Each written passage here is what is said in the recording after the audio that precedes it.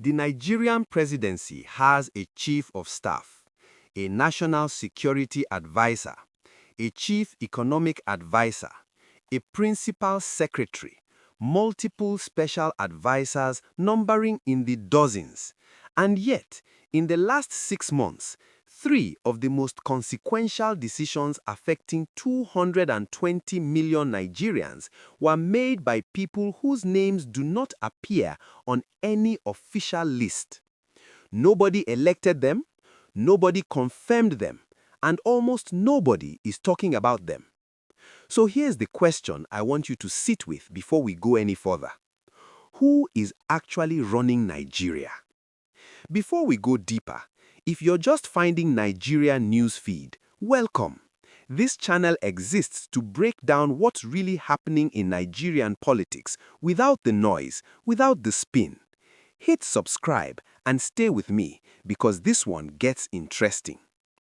Here's what triggered this conversation right now. In recent weeks, a pattern has become too consistent to ignore. Key ministerial appointments have stalled, not because of the National Assembly, not because of capacity issues, but because competing factions inside the villa itself cannot agree. Policy announcements have been reversed within 48 hours.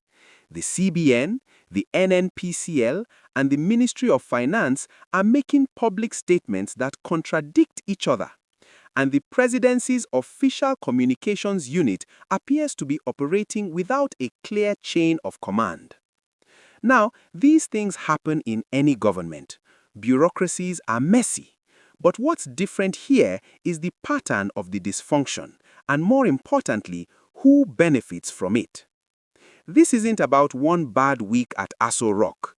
This is about a structural crisis in how power is being managed at the highest level of the Nigerian state, and it's been building quietly since 2023.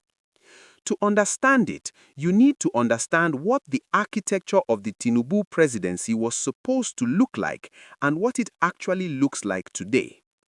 The Nigerian constitution is actually quite clear about how executive power is structured. The president is the chief executive. The vice president is the principal assistant. The ministers, by law, are subject to the direction and control of the president. The chief of staff coordinates the machinery of government. The national security advisor handles security coordination. That's the theory. In practice, what we have is a presidency that has imported a model closer to what political scientists call a kitchen cabinet, an informal inner circle that operates parallel to the formal structure, often overriding it. This isn't unique to Nigeria. It's happened in the US, the UK, South Africa under Zuma. But in Nigeria's case, the informal layer is larger, more fragmented, and significantly less accountable than in those countries. The key gray area being exploited is Section 5 of the 1999 Constitution, which vests executive authority in the president, but is silent on how that authority is delegated informally. There is no constitutional mechanism to challenge or audit the role of a special advisor who attends every security briefing but answers to no committee, no Senate confirmation, and no public mandate. That silence is where the real power lives. Here's the thing most analysts miss. The dysfunction you are seeing isn't a sign that Tinubu has lost control. In certain political systems, managed chaos is itself a form of control. Let me break down the factions. Faction 1, the Lagos Network. These are the political and business operatives who built the Tinubu project over 2 decades in Lagos. They have deep loyalty, but they also have their own economic interests, and those interests don't always align with federal governance. They want contracts, regulatory appointments, and access. When they feel that access is being diluted, they create noise. Faction 2, the Northern Bloc. The APC presidential ticket required a coalition, and that coalition had a price. Key security appointments, revenue-sharing positions, and certain ministry portfolios were part of the negotiation. The challenge is that the Northern Bloc is not monolithic.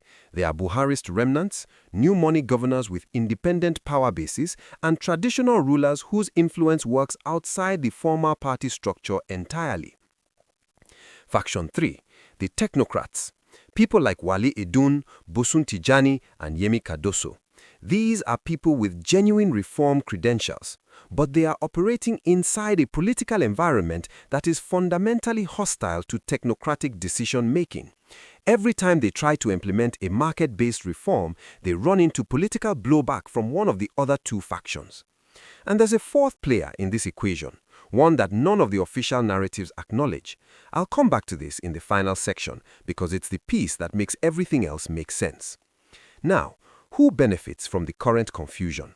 Primarily, middlemen, fixers, the people who sit between factions and broker access. In a well-functioning presidency, their role is marginal. In a fragmented one, they become indispensable. And indispensability in Nigerian politics translates directly into wealth. The electoral implications are significant. The 2027 cycle is already being positioned. Governors are calculating, the VP is positioning, and several APC senators are running two parallel political strategies, one loyal to the presidency, one quietly hedging. The timeline of moves since 2023 looks like this: initial consolidation and euphoric honeymoon period, then the fuel subsidy removal, which bought goodwill with markets but cost political capital domestically. Then the Naira devaluation, same dynamic. Then a series of appointments that rewarded loyalty over competence, creating a cabinet that functions less as a team and more as a coalition of competing interests.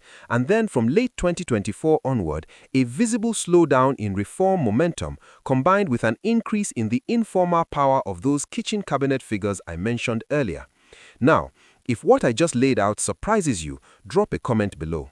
I want to know your take before we get to the part that changes the whole picture. The consequences of this internal fragmentation don't stay inside the villa gates. They radiate outward. Nigeria doesn't just have an economic crisis. It has a coordination crisis, and that's actually harder to fix. On the federal-state balance, governors are filling the vacuum left by federal incoherence. Some are doing this constructively: Soludo in Anambra, Mba in Enugu, the new policy directions in Rivers. Others are doing it self-servingly, hoarding federal allocations and making noise about derivation without delivering to their own citizens. Either way, the center is losing authority, not through formal devolution, but through practical irrelevance. On the economy, businesses, particularly SMEs, cannot plan in an environment where the CBN and the Ministry of Finance appear to be saying different things. Foreign investors are watching, the Eurobond market is watching, and the IMF, which Nigeria is not yet in a program with but is in regular dialogue with, is watching very carefully. On security, the most dangerous consequence of internal presidential fragmentation is in the security apparatus. When the NSA and the service chiefs don't have a coherent line to the commander-in-chief, operational gaps open up. We have seen this in the inconsistent response to banditry in the northwest, the renewed pressure in the southeast, and the creeping instability in the mid-belt. There's a quiet but important international dimension here that gets almost no coverage. The United States' recalibration of its Africa policy, particularly following changes in Washington, has shifted Nigeria's room for maneuver on several fronts. Abuja is navigating simultaneously between Western partners who want governance reforms and a growing set of relationships with Gulf states and Eastern partners who are considerably less interested in governance conditions. The UK's relationship with Nigeria on economic crime, diaspora remittances, and the ongoing Binance. The most common defense you'll hear is, all Nigerian governments are like this. That's not an argument. That's a confession. Let's stillman the pro-government position first, because fairness matters. The argument goes, Tinubu inherited a deeply broken economy. The subsidy removal and the Naira reform, however painful, were necessary and overdue. The faction management is a feature, not a bug. You need Lagos money, northern votes, and technocratic credibility to govern Nigeria, and managing those tensions is simply what governing at scale looks like. That argument has merit. Coalition governments are inherently messy. The Buhari years were cleaner in appearance but catastrophic in outcome. Appearance of order is not the same thing as good governance. Where the argument falls apart, it doesn't explain the opacity. It doesn't explain why the press office issues contradictory statements. It doesn't explain why key reform bills are stalled in the National Assembly while the presidency's political capital is being spent elsewhere. It doesn't explain why the economic team is consistently undermined by political decisions made outside their purview. The narrative being pushed that this is just normal political noise does not hold up against the specific, documented pattern of policy reversal and institutional confusion we've seen over the last 18 months. Earlier, I mentioned a fourth player that nobody is officially acknowledging. Here it is, the governors. Not as an opposition bloc, but as a collective that has quietly accumulated more leverage over the federal government than at any point since the return to democracy in 1999. Their control over state security architecture, FAAC negotiations, and Senate confirmation processes means that any major policy move Aso Rock wants to make now requires explicitly or implicitly their buy-in. That changes the political calculus completely. What to watch for in the next 6 to 12 months? Signal 1. Whether the CBN governor and the Minister of Finance begin making coordinated, consistent public statements. Convergence there is a sign of internal stabilization. Continued divergence is a red flag. Signal 2. The 2025 off-cycle governorship results, particularly in states where APC is fielding candidates. Underperformance signals erosion of presidential authority within the party. Signal 3. Whether any of the technocratic ministers resign or are quietly moved aside. That would signal that the kitchen cabinet has fully won the internal power struggle. Best case, the political factions reach a working equilibrium, the economic reforms consolidate, and Nigeria enters a period of managed stability in time for the 2027 campaign. Worst case, the fragmentation deepens, the security situation in at least one region deteriorates significantly, and the 2027 election becomes a referendum on instability rather than a competition between policy visions. Most likely, a muddling through scenario, partial reforms, persistent dysfunction, and a presidency that survives but doesn't transform. I asked you at the start, who is actually running Nigeria? Here's the honest answer. Right now, it's a coalition, and the balance of power within that coalition shifts depending on the issue, the week, and who has more leverage in that moment. That's not inherently catastrophic, but it becomes catastrophic when the coalition stops functioning as a team and starts functioning as a competition. The warning signs are there. The question is whether the people inside Aso Rock who understand what's at stake have enough influence to course correct before 2027 forces the issue in ways nobody can manage. That's the thing